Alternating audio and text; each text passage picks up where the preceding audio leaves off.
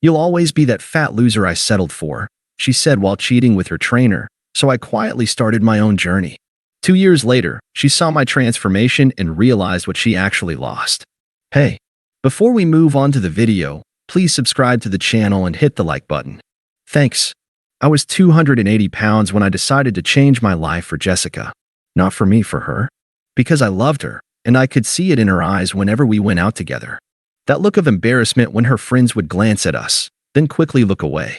The way she positioned herself in photos to hide as much of me as possible. The subtle way she'd suggest I maybe try eating healthier, or we should be more active together. So I joined Gold's Gym on a Tuesday morning in March, nervous as hell but determined. When I came home that evening, sweaty and exhausted from my first workout, I was practically bouncing with excitement. Babe, I did it. I finally joined a gym. I know I've been talking about it forever, but I'm really going to do this. I want to get in shape for you, for us. Jessica looked up from her phone, barely interested. Oh, cool, I guess. Which gym? Gold's downtown. It's got great equipment, and they have this trainer there, Chad, who seems really knowledgeable. He said he could help me develop a proper routine. Something shifted in her expression when I mentioned Chad's name. Suddenly, she was paying attention. Chad, what's he look like? I should have caught the tone change, but I was too excited about my new commitment. I don't know, typical trainer guy? Tall, built, you know. Really knows his stuff though. He was telling me about meal prep, and maybe I should come check out the gym sometime. She interrupted. You know, to support you. Jessica had never shown interest in fitness before. She was naturally thin and had always made comments about gym culture being shallow and narcissistic. But I was so happy she wanted to be involved that I missed every red flag.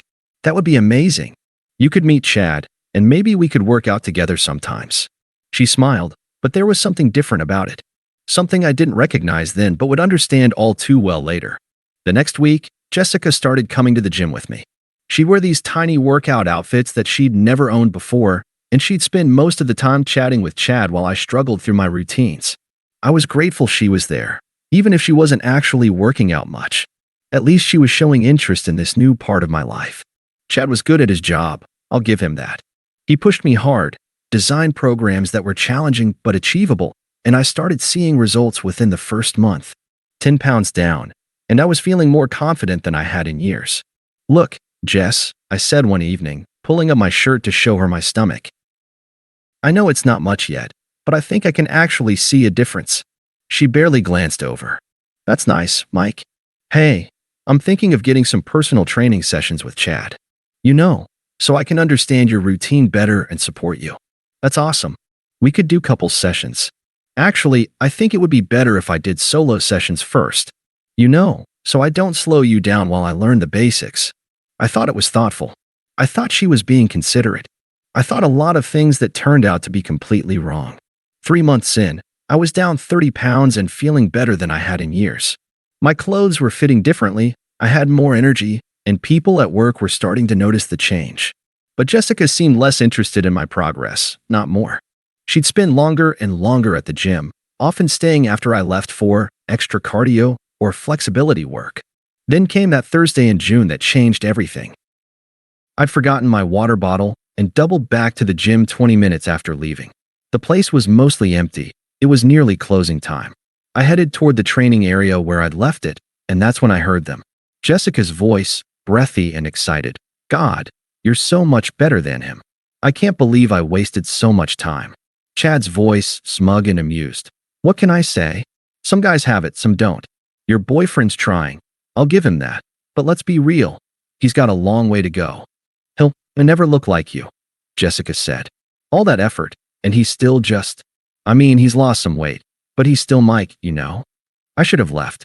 I should have walked away right then. But I was frozen, listening to the woman I loved tear me apart with her affair partner. You feel guilty? Chad asked. Sometimes. But then I look at you and remember what I actually deserve. Mike's sweet, but he's not. He's not a real man, you know? Not like you. I heard sounds that made my stomach turn, and I knew I had to get out of there. But as I turned to leave, I knocked over a rack of dumbbells. The sound stopped immediately. Mike? Jessica's voice panicked.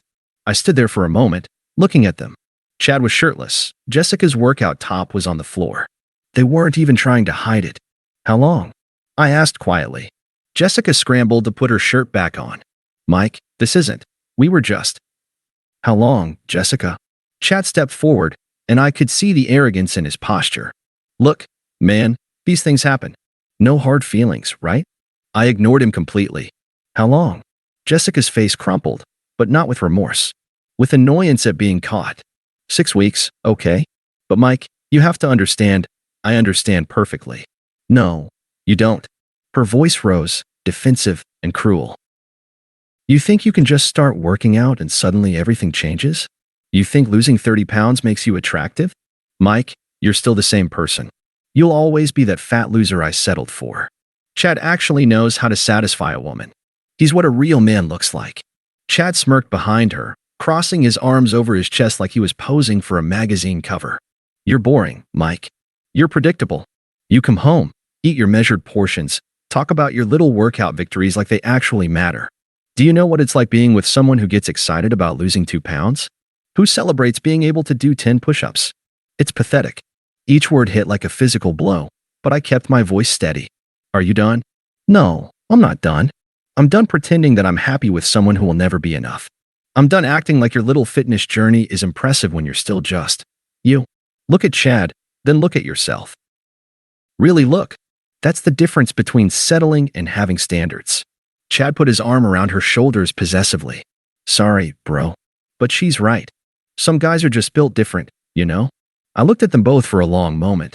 Jessica, the woman I'd been ready to propose to. Chad, the man I'd been paying to help me become better.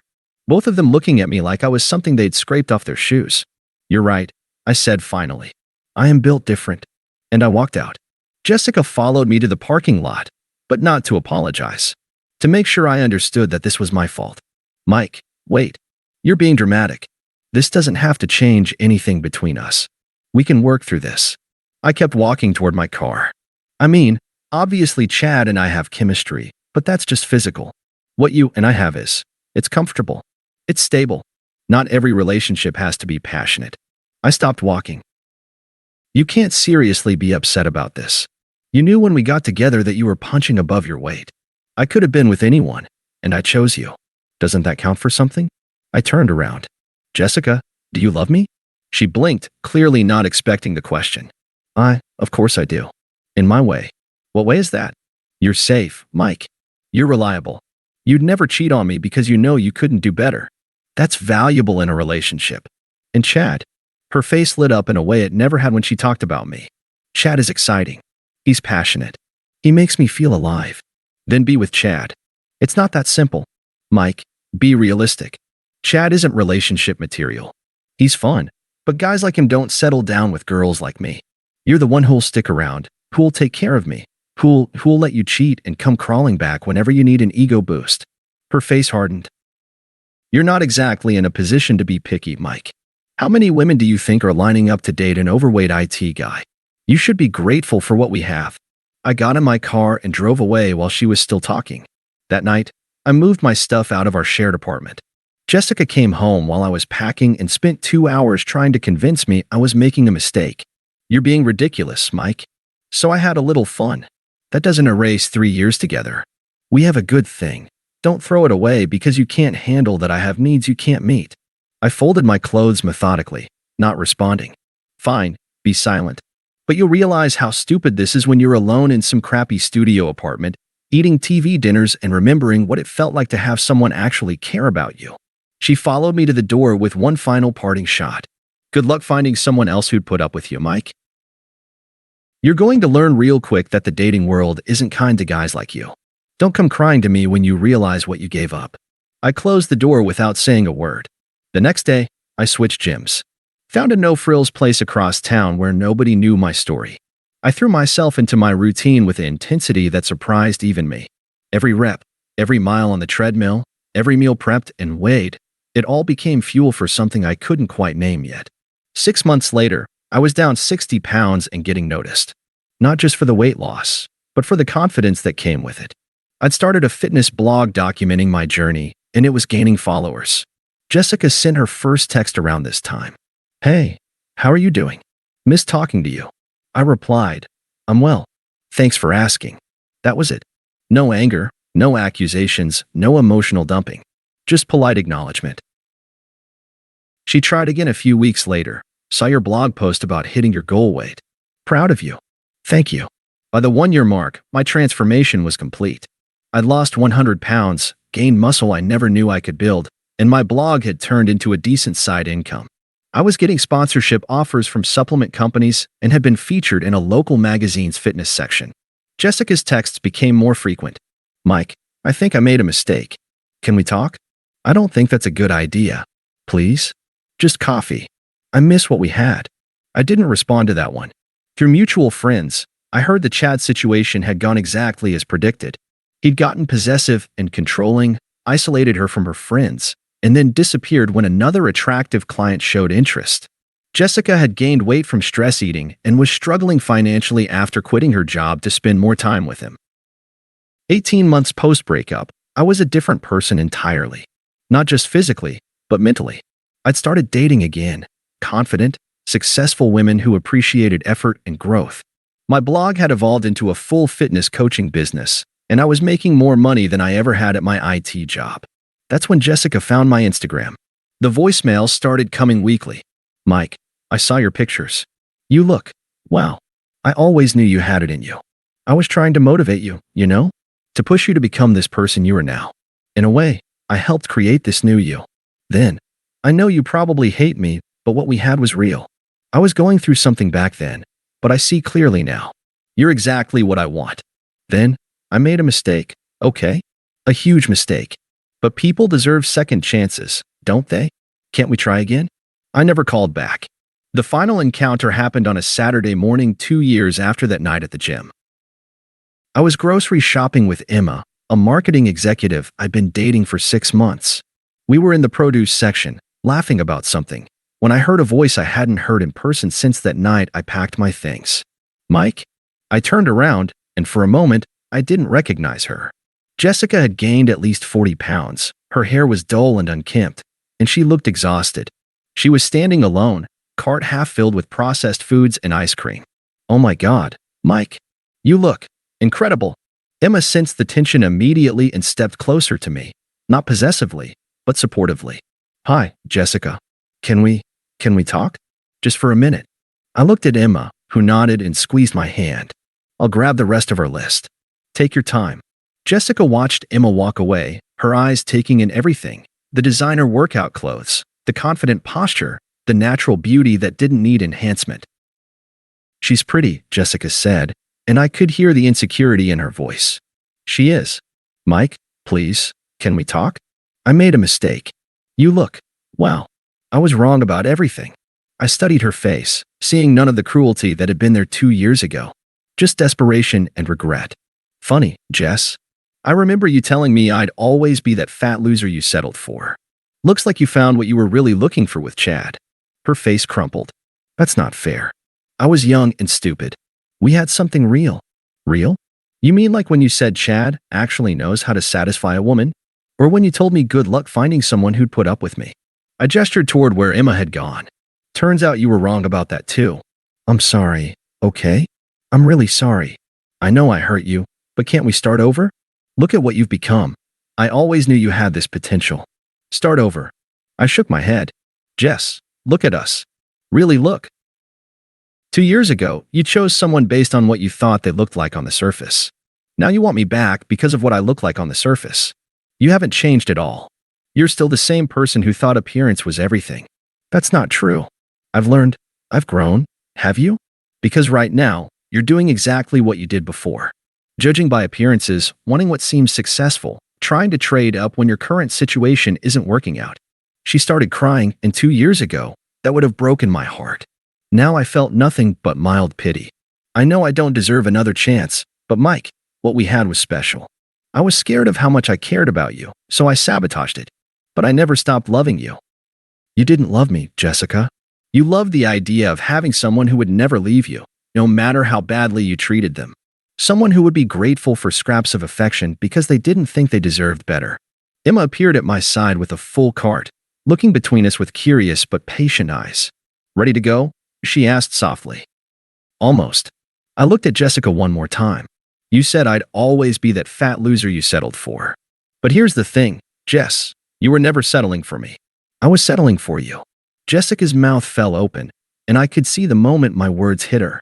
For the first time in our entire relationship, she was seeing herself clearly. The man you're looking at now? He didn't exist when we were together because you made sure he knew he wasn't worth becoming. You wanted me small, grateful, and desperate. Well, congratulations, you got exactly what you wanted. Just not with me. I took Emma's hand and started to walk away. Mike, wait. Jessica called after us. Please, what can I do?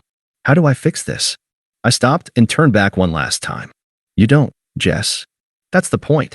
Some things can't be fixed, only learned from. I hope you do. As Emma and I walked toward the checkout, she squeezed my hand. Ex-girlfriend? She asked. Something like that. She seemed sad. Yeah, she is. Do you feel bad for her? I thought about it for a moment, then shook my head. I feel bad for who I used to be. For all the time I wasted thinking I needed to earn someone's love by changing who I was. But her? No. She made her choices. Emma smiled. Good. Because the man I'm with now? He's exactly who he's supposed to be. As we loaded groceries into my car, I caught a glimpse of Jessica through the store window. She was still standing in the produce section, looking lost and alone.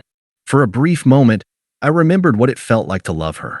But then Emma laughed at something on her phone and showed me a funny meme, and I remembered what it felt like to be loved back. I never saw Jessica again after that day.